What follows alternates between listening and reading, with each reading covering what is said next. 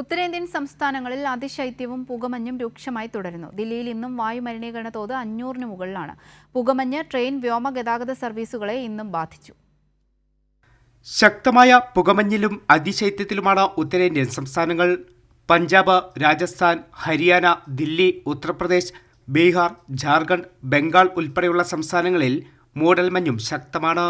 ഇന്നും നിരവധി വിമാന സർവീസുകളെയും ട്രെയിൻ സർവീസുകളെയും മൂടൽമഞ്ഞ് ബാധിച്ചു. രാജ്യതലസ്ഥാനത്ത് പുകമഞ്ഞ് ശക്തമായതോടെ വായുമലിനീകരണവും വർദ്ധിച്ചിട്ടുണ്ട്. മിക്ക ഇടങ്ങളിലും വായു ഗുണനിലവാര സൂചിക 500-ന് മുകളിലാണ് രേഖപ്പെടുത്തിയത്.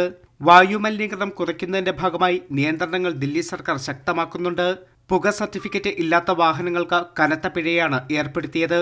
മറ്റു സംസ്ഥാനങ്ങളിൽ നിന്നുള്ള BA6 വാഹനങ്ങൾക്ക് മാത്രമാണ് ദില്ലിയിൽ പ്രവേശനമുള്ളത്. ട്രക്കുകളുടെ പ്രവേശനവും വിലക്കിയിട്ടുണ്ട്. വരുന്ന ദിവസങ്ങളിൽ ശൈത്യം കൂടുതൽ രൂക്ഷമാകുമെന്നാണ് മുന്നറിയിപ്പ്. മൂടൽമഞ്ഞിനെ തുടർന്ന് കാഴ്ചാ പരിമിതി കുറഞ്ഞത് റോഡ് അപകടങ്ങൾക്കും കാരണമാകുന്നുണ്ട്. കൈരളി ന്യൂസ്, ദില്ലി.